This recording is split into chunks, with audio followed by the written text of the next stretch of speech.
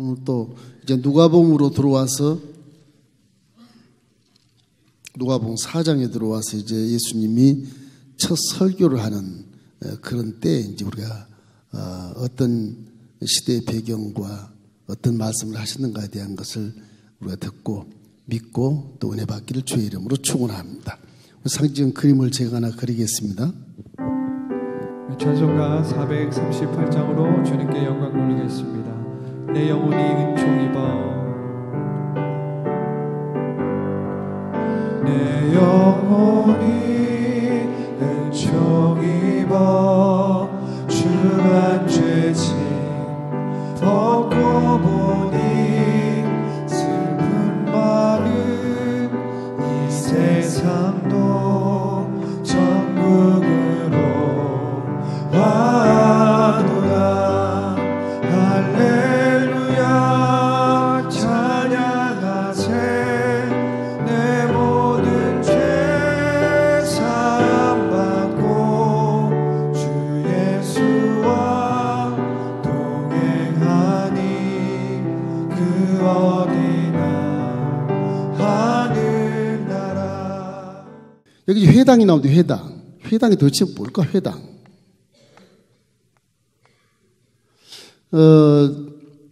구약도 쭉 더듬어 보면 처음에는 성막 종교가 있어요. 성막 종교 시대가 있어요. 성막 종교 시대. 그래서 여러분 하나님이 신에서 한 성막을 지어라 내가 거기 거하겠다. 구름 기둥으로 쫙 해서 구름이 지나가면 성막이 또 따라가고 그죠?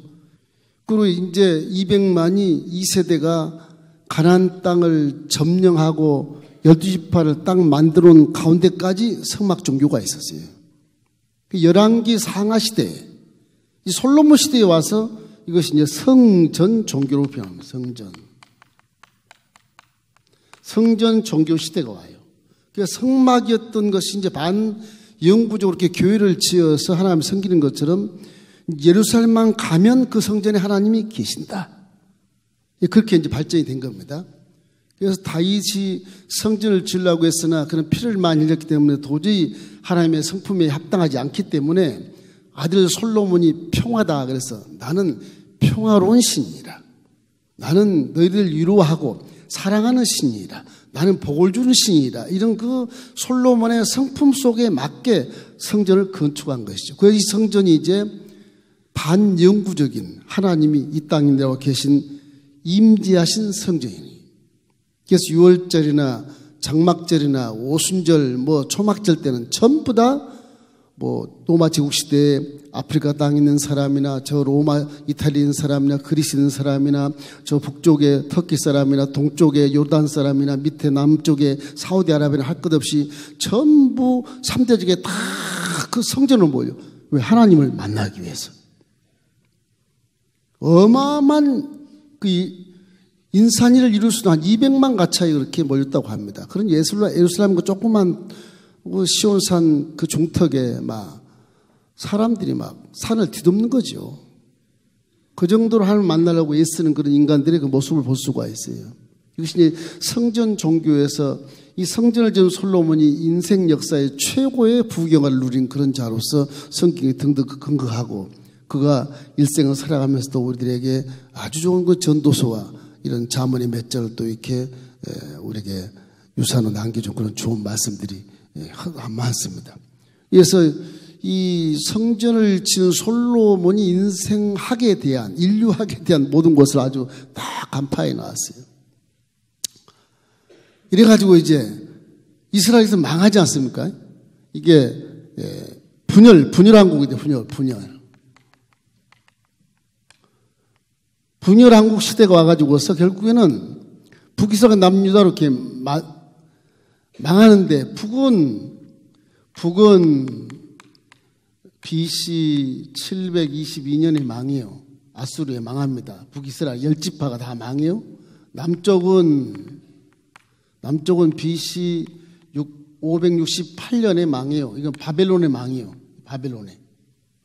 남쪽이 2지파가 바벨론에 망해가지고 이제 이스라엘 땅이 다 없어져 버려요. 어디로 가냐? 바벨론으로 가, 바벨론. 바벨론 제국으로 포로가 돼가지고 포로 시대가 와요. 포로 시대가 와서 이 포로 시대에 왔을 때 이제 이 회당이 생깁니다. 성전도 다 해파되고, 그 다음에 성전 기물도 전부 바벨론 느부갓네살이 다 가져가 버리고, 나라는 망해버리고 없고, 국민들은 다 포로로 잡혀가고, 아무 포로 안 잡혀가서 숨어 살고, 이제 뭐 바벨론 제국이 돼버렸으니까 뭐 숨어 살아도 뭐 이스라엘은 없는 겁니다. 이때 이제 이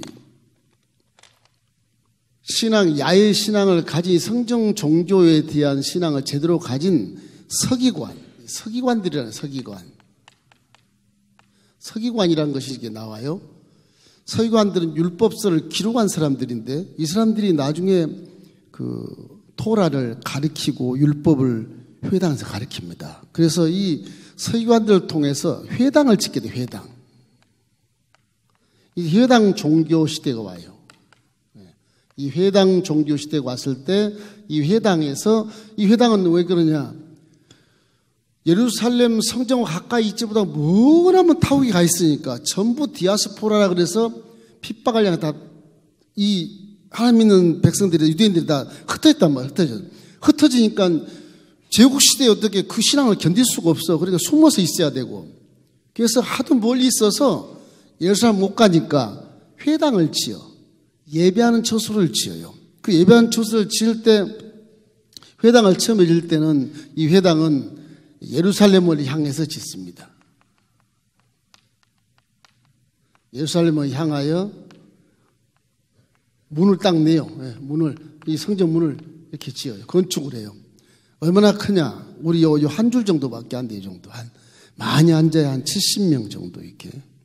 근데 중요한 건 유대인들이 바벨론에 있든지 로마에 있든지 아프리카에 있든지 간에 10명만 모이면요 성전을 건축합니다. 10명이 모이면. 대단한 신앙을 갖고 있는 거예요. 성전을 이렇게 건축해가지고 회당, 그래서 신화고개라 그래가지고 이제 유대인들이 모이는 대표적인 그 처소를 얘기하는 거예요. 물론 바벨론 제국하에서 유대인들의 대표적인 처소를, 거기에 회당장은 유대인을 대표하는 사람이 돼요. 회당장은 장로인데 대표를, 성경에 장로로 나옵니다. 그래서 이 회당을 이걸 예루살렘을 향해서 항상 예루살렘 쪽으로 향해서 지어요. 바벨론 쪽에서는 저 남서쪽으로 예루살렘 향성이라 딱 짓고, 로마나 이런 이태리에서는 동쪽을 향해서 짓고, 아프리카는 서북쪽을, 동북쪽을 향해서 짓고, 전부 예루살렘을 통해서. 그러니까 성지순례 가면 터키나 어떤 로마나 아프리카나 가면 전부 방향이 다 달라요. 전부 예루살렘으로 향해 있어요. 전부 예루살렘으로 이렇게. 그만큼 하나님이 계신 곳을 사모하고 또 사모하는 그런 유대인들의 모습을 바라볼 수가 있어요. 참 좋은 신앙 아니겠어요? 해바라기처럼 햇빛에 남아 쭉 돌아가는 그런 모습으로. 여러분 신앙이 정말 해바라기처럼 햇빛만 바라보고 살아가는 그런 신앙이 되기를 주의 이름으로 축원합니다. 그 신앙이 굉장히 좋은 거. 우리는 주님을 바라보다 십자가를 보다가 어느 순간에 세상을 바라보고 그래요. 그죠? 십자가가 또 어느 순간에 세상을 바라보고, 아예 어떨 때는 십자가 등 돌았을 때도 있고 그래요. 이건 신앙에 문제가 된다고 하는 것입니다. 그래서 회당이 생긴 것은 바벨론 포로 그 이후에 이것이 이제 예루살렘과 너무 많이 떨어지고 갈 수도 없고 하기 때문에 하나님을 사모하고 성전에서 하나님이 예루살렘에 계시니까 그쪽을 향해서 다니엘도 절하고 막 그러지 않습니까? 기도하고 그러지 않습니까? 3번씩. 그런 것처럼 회당이 이제 그때 생겨난 것입니다. 그런데 이 회당의 모습이 지금 교회의 모습이에요. 교회의 모습. 그래서 교회도 회당의 예배 형식과 모습을 따라서 교회가 발전해 나가는 거예요. 이것이 성막부터 시작해서 성전 종교로 왔으니 회당 종교로 왔지 않습니까? 여기서 이때 회당 종교 때 예수님이 태어나신 거죠. 태어나신 거예요. 그래서 회당이 어떤 것이냐? 회당의 용도를 보면은 이 예배, 회당은 예배를 드리는 곳이 예배. 예배를 드리고 율법을 가르쳐요. 율법 공부를 해요. 율법 공부는 서기관들이 다 가르쳐요. 서기관들이. 이 서기관들이 발전이 되고 또 발전되면서 이제 바리새인이라고 하는 그런 희한한 그 법적인 그런 공동체가 생겨납니다, 이제. 바리새인들은 다 서기관이 해놓은 율법 공부를 통해서 법적 규례를 만들어가지고 바리새주의를 만드는 거예요. 예수님 때 바리새인이 딱 나오는 거예요. 그 서기관과 바리새인은 연결이 되어 있는 겁니다, 이렇게. 이 서기관이 뭐 별거 아니에요. 바리새인의 기초고 율법관도 마찬가지고. 그래서 이 회당에서 이제 예배하고 서기관을 통해서 이렇게 토라, 창세기, 레위기, 출애굽기, 신명기, 민수기, 요 모세 오경을 토라라 그래요. 토라. 요 토라를 가리키면서 율법을 서기관들이 잘 외국이지만 타향이지만 그것을 잘 가리켜서 야훼를 계속 믿도록 유대주의를 가리키는 겁니다. 선민 사상을 가리키는 겁니다. 이것이 해당이 굉장한 그런 이 유대인들을 결속시키고 비록 바벨론 제국하에 있고 로마 제국하에 있어도 회당에서 딱 모이면 결속이 딱 되는 거예요. 이래서 바리새 이것이 이제 바리새인을 낳습니다. 그럼 사두개인은 뭐야? 사두개인. 여러분 사두개인 이거 궁금할 거예요 아마. 사두개인은요 제사장. 제사를 드리게 하는 사람. 그러니까 성전, 이 사람들이 율법을 가르치지만 이 사두개인들은 예루살렘에 있는 성전에서 제사를 도와주는 사람이에요. 제사를. 그러니까 짐승을 가져오면 내 다리 잡아주고 그리고 안수해서 죽이게 만들고 또 가죽 벗겨주고 같이 해요. 불태워주고 이렇게. 제사를 드리는 사두개인들이 이제 이 성전에서 이 사람들은 일하는 사람, 성전에서. 레인이죠, 성전. 레인. 이 사람들은 사두개의 레인이 아니에요, 레인. 제사장이 전부 다 레인이거든요. 레인 전부 다. 성전에서. 이 사람들이 아주 예수님 당시에는 돈을 많이 벌었습니다. 그냥 양 팔아먹고 소 팔아먹고 해가지고서. 강도의 구례를 만든 장본인들이 이 사람들은 아주 그래도 율법을 잘 만들어서 일반 유대인들의 삶 속에 백성들이 치고 들어가서 그렇게 살지 마라, 이렇게 살아야 돼, 막 가르치는 사람들이고. 그러니까 율법주의와 성전주의가 이렇게 놀아집니다. 이 당시 생긴 거예요. 그래서 또 하나가 있으면 여러분 성경에 에세네파라는 것이 에세네파라 그러는데 에세파 이렇게도 합니다. 이렇게 얘기합니다. 에세네파 이거는 예수님이 오기 전부터요. 이 바벨론 제국에 있을 때 그냥 피난 가가지고서 굴에 살아요. 굴 속에서 살아요. 굴 속에서. 에이, 사람 살기 싫다. 맨날 전쟁하고 야훼만 믿고 결혼도 하지 말고 금욕주의로 서 금욕주의로. 이 밖에 안 나와요. 이 사람들 금욕주의. 은둔 사상, 숨어서 신앙을 갖는다. 그래서 운동 사상자들이 숨어가지고서 예수님 당시 에세네파가 안 나타나요. 바리새인과 사두개인이 나타나는데 에세네파는 안 나타나. 이 사람들은 바빌론 포로부터 시작해서 이 사해 서쪽에 가면 콤난 동굴이라는 게 보여요. 그리고 차 타고도 보여요. 이렇게 동굴 이렇게 벽에 있어 산이 이렇게 참 빨갛거든 산이. 그 동굴이 이렇게 군데군데 이렇게 있어요. 이런 이 콤난 동굴이 있는데 이런 콤난 동굴에 숨어서 살아요. 숨어서 결혼도 안 하고 금식하면서 세상을 아예 보지 않고 살아요. 굉장히 극단 경건주의고요. 극보수 우파예요. 극보수. 근데 이 사람들은 싸우지 않고 그냥 숨어 살아버린 거예요. 세상이 싫다. 산으로 올라가는 것처럼 그렇게 돼요. 그 이제 회당 종교에 있던 그런 모습들이 이제 교회 종교인데 교회는 종교가 아닙니다. 자, 이제 회당 종교에서 이렇게 내려와서 교회인데 교회는요. 생명이에요, 생명. 종교가 아니에요. 교회 시대가 와요. 그래서 이 교회 시대는 종교 시대가 아니고 살아계신 하나님과 함께하는 시대입니다. 믿습니까?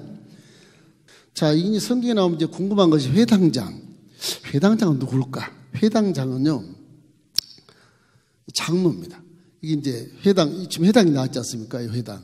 회당장은 장로예요.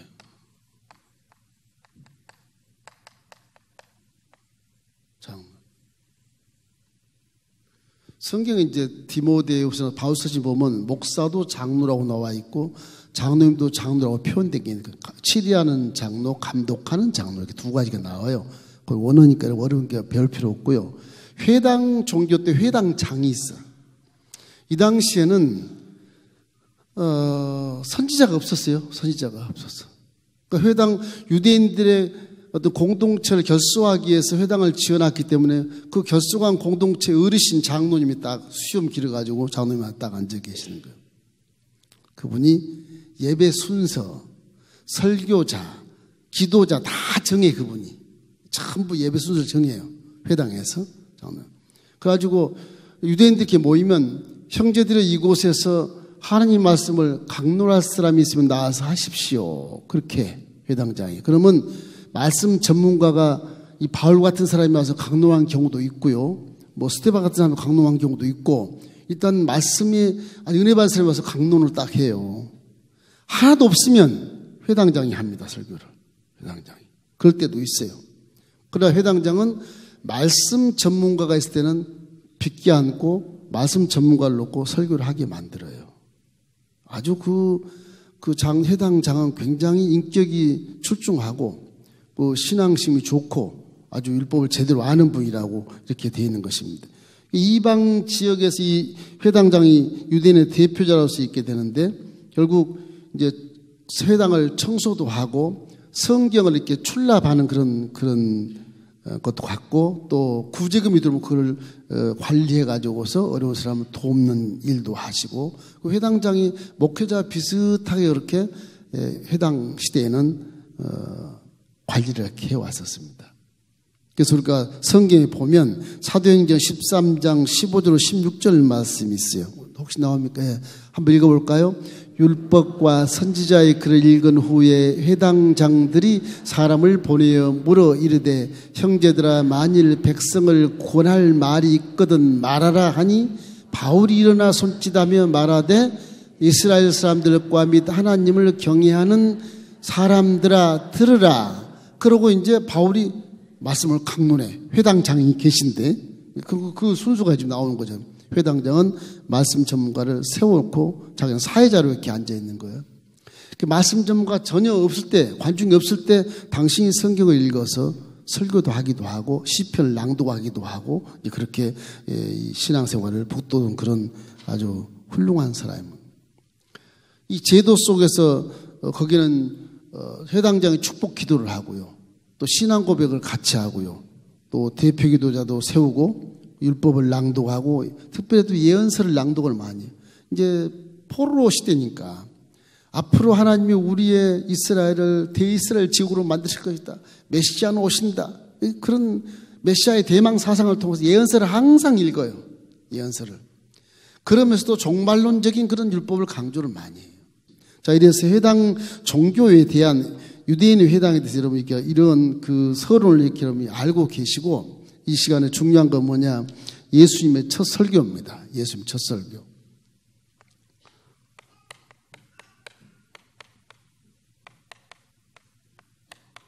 예수님의 설교예요. 첫 설교. 회당에서 예수님이 이제 하는데 이 설교에서 나사렛에서 나사렛. 가버나움에서 병자를 많이 고친 다음에 기적을 많이 행해요. 뭐 나사렛 옆에 가나안에서도 기적을 행했으니까 나사렛 사람들 다 듣고 알아요 벌써. 목수 아들 예수가 물로 포도주를 만들었다고? 가버나움에서 뭐 병자를 고쳤다고? 귀신을 쫓아냈다고? 말도 안 돼. 소문을 많이 들었어. 갈릴리에서 사회 가시다가 자기 고향에 들어와요. 나사렛은 조그만 마을이지만 회당이 있었어요. 회당이 많이 있었어요. 어지간한 마을은 거의 다 회당이 다 있었어요. 가버나움도 회당이 다 있고요. 가버나움 크니까 지금도 가버나움 회당의 그 자리가 그대로 있습니다. 지금도 기둥이 다 남아 있고요. 남아 있어요. 그 나사렛 회당에서 말씀을 지금까지 본 말씀이에요. 이제 본 말씀. 이사야 글을 펴서 읽는 것입니다. 이사야 61장 1절로 2절 말씀 혹시 나옵니까? 자, 읽겠습니다. 주 야훼의 영이 내게 내리셨으니 이는 야훼께서 내게 기름을 부으사 가난한 자에게 아름다운 소식을 전하게 하려 하심이라. 나를 보내사 마음이 상한 자를 고치며 포된 자에게 자유를, 갇힌 자에게 노임을 선포하며 야훼의 은혜와 우리 하나님의 보복의 날을 선포하여 모든 슬픈 자를 위로하되. 그렇게 저 말씀을 그대로 주님이 이제 성경을 펴서 이렇게 읽는 거예요. 성경이 그 다음에 두루마 이렇게 펴서 이렇게 읽는 거예요. 읽으니까 이제 읽고 나서 이 이사야, 내가 오기 전 700년 전에 이 말씀이 지금 너희 귀에 응했다, 이제 이루어졌다, 그렇게 말하니까 이제 의아해 하는 거예요. 저 사람이 목수아들이었는데, 우리가 다 알고 있는데, 어릴 때부터 큰 걸 다 알고 있는데, 무슨, 예수님 말씀, 의사야, 네 병이나 고쳐라. 그럴 정도로 이제 그 나사렛 사람들이 질문할까봐 예수님이 벌써 말씀을 하세요. 너희들 생각하기를 의사야, 네 병이나 고쳐라. 그렇게 말하려고 그러는 거지. 이래가면서 이제 예수님 말씀을 해요. 그래서 이 가버나움에 행했던 기적도 한번 행해봐라. 이렇게 말할 것이라고 내가 믿는다. 내가 그렇게 알고 있는데 진실로 너에게 이르노니 선지자가 고향에서는 환영을 받지 못하느니라. 이래서 예수님의 첫 설교는 우리에게 큰 은혜를 주고 이게 첫 설교이기 때문에 가장 중요한 게 뭐냐면 성령의 기름 부음입니다. 성령의 기름 부음. 성령은 기름 부음을 받았다고 그렇게 말해요. 기름 부음. 이것이 이제 메시아라는 뜻인데, 메시아, 그리스도 이런 뜻이에요. 그리스도 기름 부음 받는다고 해서 이런 뜻인데, 성령이 기름을 부었다. 그러니까 저와 여러분은 다 성령의 기름 부음 받은 것을 믿으시기를 주의 이름으로 축원합니다. 목사나 장로나 안수집사나 권사나 집사나 성도 다 새신자까지 다 믿기만 하면 성령의 기름 부음을 쫙 기름 부어줘요. 할렐루야. 여러분 그리스도 같은 권세가 생기는 거예요. 그게. 이래서 성령의 기름 부음이라고 하는 것은 여기도 예수님이 나에게 기름을 부으시고 나를 보냈다고 얘기하지 않습니까? 성령의 기름 부으시고 이 말씀을 700년 전에 했던 것을 그대로 당신 지금 와서 난 메시아다. 그런 뜻이 메시아. 난 메시아다. 그런 뜻이야. 그런데 나사렛 사람들은 몰라. 메시아인지는 몰라. 요셉의 아들, 목수의 아들, 딱 그거밖에 모르니까. 이게 말씀이 안 통하는 겁니다. 그래서 낭떠러지 밀어 죽여버리라 그래. 데리고 가려고 음모를 꾸미는 걸 알고 예수님이 그냥 가셨어요. 벌써 아시고 그냥 가신 거죠. 이래서 기름 부음이 그렇게 중요하다는 걸 여러분 알게 되시길 주의 이름으로 축원합니다. 그래서 배척함으로 복음이 확산되는 그런 어떤 좋은 면도 있습니다. 나사렛에서 배척함으로 그래 나사렛 너희들은 복음 받지 마. 다른 이방이 오히려 좋겠다. 이방 땅으로 가는 거예요. 그 하나님을 거부하면 그 복이 다 이방인에게 가는 거예요. 유대인들까지 전부 야훼를 그래 수천 년 믿어오고 지금도 아브라함의 자녀 교육을 그대로 행사하고 있어도요. 이 유대인들이 선미산이 워낙 좋으니까 우리 유대인만 하면서 선택한 자들이고 너희들은 다 이방인이야. 이건 다 지옥 갈 사람들이야. 이렇게 얘기하는데 아니거든요. 누구든지 주 이름을 부른 자에게는 구원을 얻으리라. 구약이 나와 그 말도. 아브라함의 돈 주고 산 엘리셀이나 이런 종들도 다 같이 할례를 받아서 하는 선민이 돼버린다. 선민이 돼버려. 그런 것이 있음에도 불구하고 유대인들의 자존심, 자긍심을 통해서 우리는 선민이다. 그래서 이방 사람 다 그냥 나쁜 사람으로 여겨버리고 자기 북쪽 10지파도 자기들 형제인데 다 성전도 손대지 못하게 하고 성벽 돌아라 손대지 못하게 하고 불경건한 놈들 가라. 이방처럼 그렇게 이방인들처럼 인식을 했거든요. 같은 형제인데도 불구하고 혼혈민족이라 그래가지고 그 아수르가 처음 침공해서 혼혈민족이 됐다고 하지만 그렇게 신앙생활 하는 게 아니라는 거죠. 그래서 로마서에 다 기록하고 있어요. 로마서 11장 11절이 그 말씀입니다. 한번 읽어볼까요? 로마서 11장. 그러므로 내가 말하노니 그들이 넘어지게 실족하였느냐? 그럴 수 없느니라. 그들이 넘어짐으로 구원이 이방인에게 이르러 이스라엘로 식인하게 함이니라. 너무 선미라고 해놓고 우리 하나님 그 지네들 복음을 안 받는 거예요. 안 받는 거예요. 에이, 하나님이 쌤통이다. 그러고 이방 가서 구원해.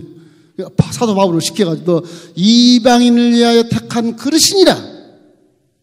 사도 바울이 그래서 훌륭한 자질 있는 사람을 성령 충만 받게 해서 그냥 이방인을 위해서 막 일생을 전도하게 만들어서 이방인들이 막 우주수처럼 전도가 되고, 안디옥 교회 같은 경우는요, 레바논에 막 5,000명 막, 거기는 뭐 신기해요. 막 어떻게 전도가 됐냐? 왕족과 종이 함께 와요, 교회를. 왕족과 노예가 함께 온다니까. 주인하고 종이 함께 와. 함께 와서 교회 와서는 그냥 너나 내나 형제자매로 하는 거예요. 집에 가서는 예예해도. 그런 일이 막 벌어지는 거예요. 헬라인, 유대인이 함께 막 어울려서 끌어안고, 뭐 그냥 집을 팔아서 교회에다 갖다 놓고, 그러니까 헬라인, 유대인들의 과부나 어린아이들에게 이렇게 다 이렇게 구제하고. 여러분 어려운 자들이 구제하기를 주의 이름으로 축원합니다. 이래서 이 하나님을 떠난 사람은 영혼의 등불이 꺼져 있다. 지금 여기 그림을 그려놨는데, 사람은 이렇게 처음에 에덴을 창조할 때 사람 속에 영혼의 등불이 딱 켜 있었어요. 죄를 지음에 꺼진 거예요. 하나님과 소통이 안 돼버린 거예요. 그러니까 영혼이 등불이 꺼져 있으니까 생각하는 것도 다 어두워요. 분별도 못해요. 한 치 앞도 못 내다봐요. 말하는 것, 행동하는 게 전부 다 어두운 생각, 어두운 행동을 하고 있는 거예요. 어두운 말을 하고. 전부 부정직이 되지 않습니까? 그게 마귀의 종자가 그래서 되는 겁니다. 마귀는 껌껌한 데 역사거든요. 귀신이 밝은 데 온 거 봤어요? 껌껌한 데와 껌껌한 데서 어둠을 틈타고 싹 들어와서 친구를 하고 그래요. 귀신이라고 하는 것이. 그 마귀는 어둠 세계의 영역에 있는 것이고, 하나님은 밝은 천국 같은 영역에 있는 것이기 때문에 이 어둠 세계의 등불만 딱 키면 마귀가 호닥 튄단 말이에요. 내 정체가 드러나니까. 안 드러나야 되겠는데 드러나니까. 그 혼백산 하는 겁니다. 그 여러분은 영혼의 등불이 이렇게 켜 있어요. 믿습니까? 켜 있는 거예요. 켜 있는 거예요. 켜 있으니까 밝은 것을 생각하고, 미래를 성경을 바라보고 생각하고, 성령을 통해서 깨닫게 되고, 성령을 통해서 암시를 받고, 레마를 받고, 환상을 받고, 꿈을 받고, 그리고 묵시를 받아요. 내 생각이, 밝은 생각이 스스로 이렇게 생각이 되어지는 거예요. 나쁜 얘기를 해도 좋은 쪽으로 자꾸 생각하게 되는 거예요. 악한 사람도 좋은 사람 쪽으로 자꾸 장점을 바라보려고 예를 쓰게 된다고. 빛 가운데 있는 사람은 왜 두렵지 않기 때문에 그런 겁니다. 믿음이라는 건 빛 가운데 있기 때문에 절대 두려운 게 없어. 다 아는데 뭐. 이렇게 달려가도 길을 하니까 뛰어갈 수 있는데 어둠에서는 가다가 다 부딪히지. 다 부딪히죠. 그래서 세상 사람들은 영혼이 등불이 꺼져 있기 때문에 싸움밖에 할 수 없어. 아주 아수라장이 돼요. 아수라장이 되는 겁니다. 자기들은 잘났다고 막 하지만 뉴스 보면 기가 막혀요. 지금 사람이 하는 짓인가 할 정도로 경악한 일들이 얼마나 많이 일어납니까? 그 등불이 꺼져서 그렇거든요. 꺼지면 마귀가 탁 들어와 친구를 삼는 거예요.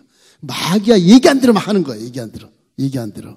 육체가 먹고 있고 마시고 누린 것만 해서 막 가르치는 거 막 전부 등불이 꺼져서 그래요. 여러분 기도를 많이 하십시오. 기도가 여러분을 변화시키고요. 기도가 여러분의 성령이 눈을 부릅뜨고 영안을 열어주고 영의 길을 열어주시는 겁니다. 기도가 여러분 마음을 깨닫게 만들어주는 거예요. 기도에는 없어요. 우리 기독교는 기도가 첫째. 기도하면 성령도 잠에서 깨세요. 날 도와주려고. 안 주무시지만 내가 어둠 속에 있으니까 그냥 가만히 계시는 것이지. 기도를 많이 하면 내가 변화되면 성령은 그냥 자동적으로 돕게 돼 있어요. 할렐루야. 기도를 막 쉬지 말고 기도해라. 이것이 예수로 다니는 너에게 향하신 하나님의 뜻이라. 그 기도하다 보면 기뻐할 수 있고 기도하다 보면 감사할 수 있는 겁니다. 이렇기 때문에 우리 영혼의 등불이 켜 있는 이상 항상 어둠을 비추면서 밝은 길, 옳은 길을 분별하면서 살아가실 주의 이름으로 축원합니다.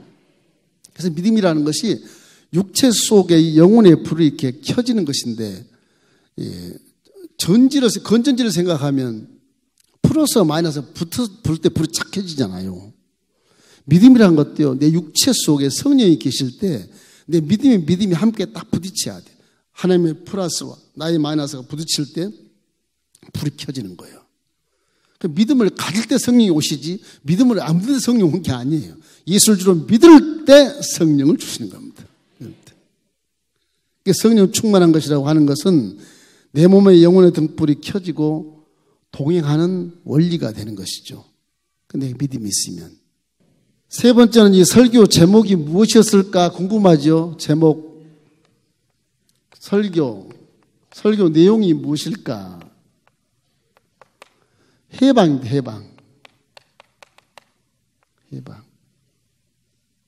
성령이 내게 임하시고 기름을 부으셨으니 가난한 자에게 복음을 전파하고, 그죠? 눌린 자를 자유케 하고, 그죠?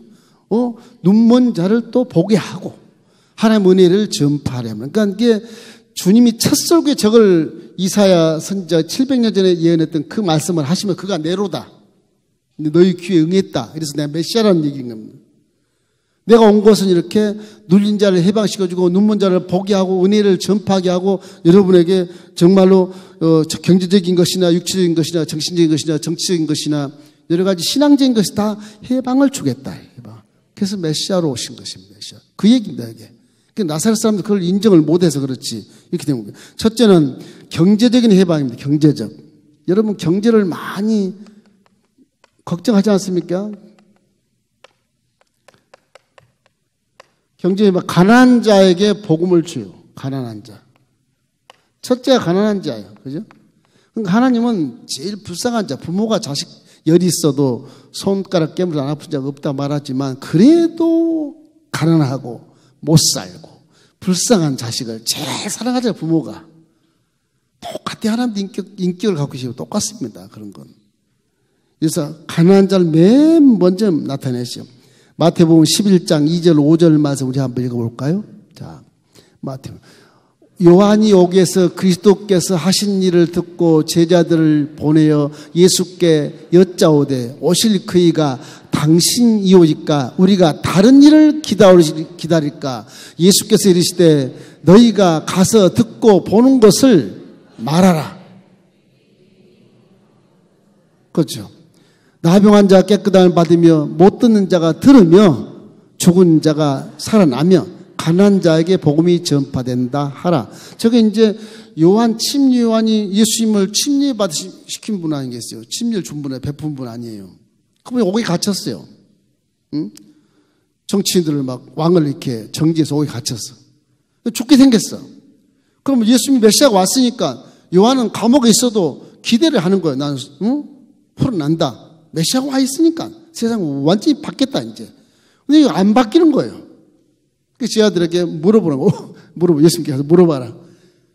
당신이 정말 메시아인지 아니면 우리가 다른 메시아를 기다려야 되느냐고 물어봐라 가서. 예수님이 내가 하는 말 그대로 전해라. 이 얘기는 말씀하십니다.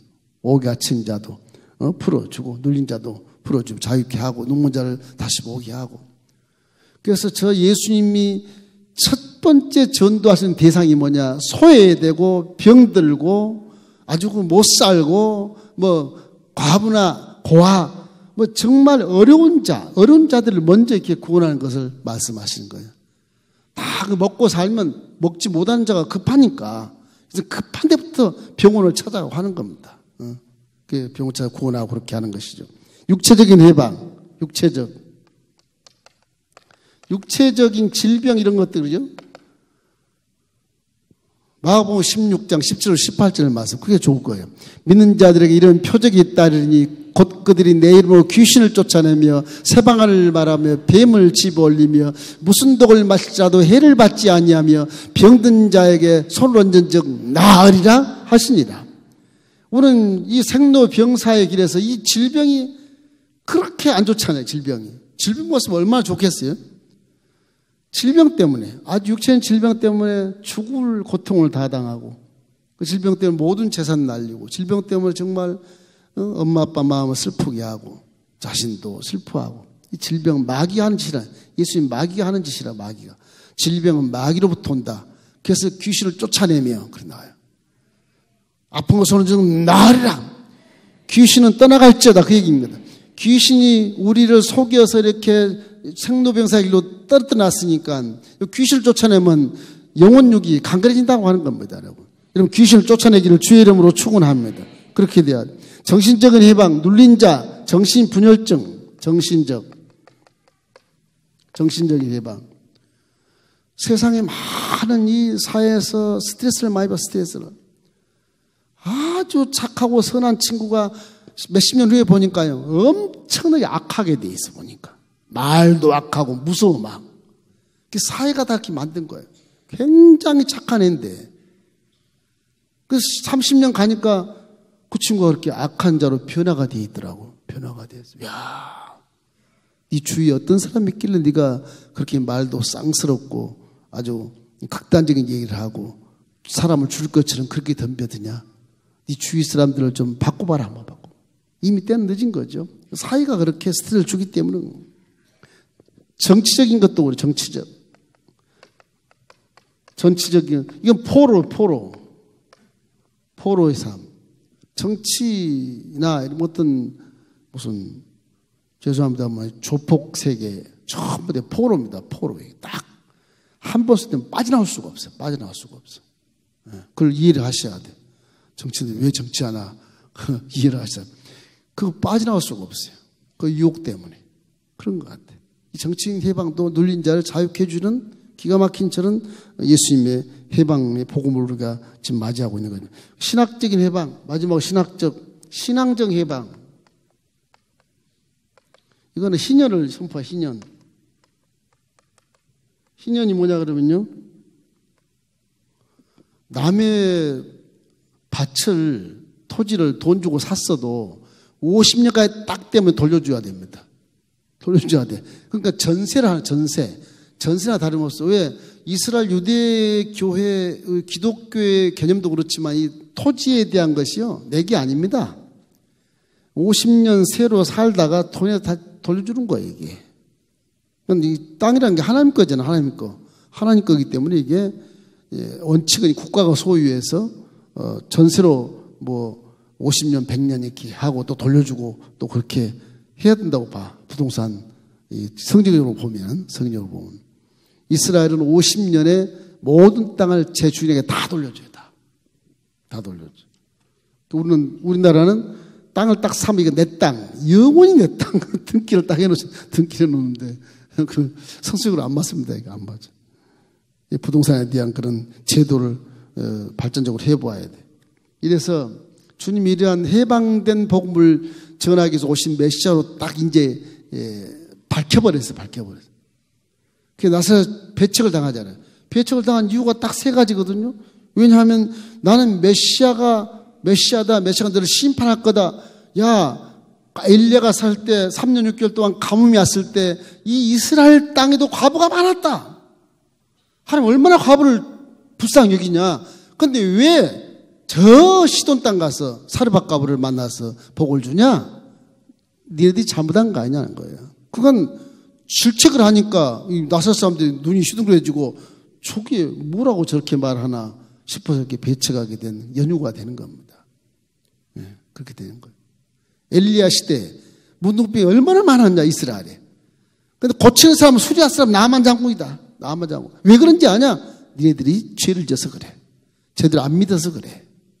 그래서 복음 이방 땅으로 흘러가는 그 요소들이요. 그 상징적인 그 개념들이 성경에 굉장히 많습니다. 틀림없이 이방 땅에 복음이 가겠구나. 이렇게 느낄 수가 있어. 구약을 읽어보면. 이 선민이 저러니까 하나님도 인격을 갖고 계신데 이놈의 자식들 한번 그러니까 이방 땅으로 흘러갈 수밖에 없어. 그래서 사도 바울을 이방의 선교사로 이렇게 하나님 직임을 해서 아나니아 목사에게 안수하라고 이렇게 말하고 있는 겁니다. 불신학을 이렇게 엄격히 책망하고 있어요.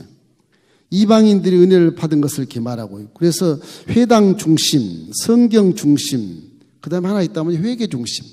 그 회개가 굉장히 필요하거든요. 나사렛 사람들이 거기서 예수가 목수의 아들이었지만 이 말씀을 했을 때, 영특가 하구나. 메시아 같아. 거기서 회개했으면 아주 나사렛이 예루살렘 됐을 겁니다. 나사렛이 예루살렘 됐을 거야, 아마. 이 회개가 인간들이 그렇게 중요하다는 걸 이렇게 가르쳐주고 있는 거예요. 이와 같이 우리 여러분이 성경 읽을 때 이런 회당의 개념, 예수님의 첫 설교에 대한 의도, 이런 것들이 이제 우리의 십자가를 통해서 이제 오중복음과 삼중축복과 4차원의 영성이 이렇게 휘가 맞아서 순복음 신앙, 오순절 신앙이 이렇게 교리가 이렇게 성립돼서 성경에 척척 들어맞게 실천 신학 속에서 어떻게 하면 하나님을 만날 수 있는가에 대한 부분을 다 소상하게 이렇게 여러분에 가르치고 있는 것입니다. 이러므로 이런 마음속에 성령의 계시를 확실히 믿고 살게 되시기를 주의 이름으로 축원합니다. 성령을 믿고 한 가지 더 했다면 회개를 하고 사십시오. 할렐루야.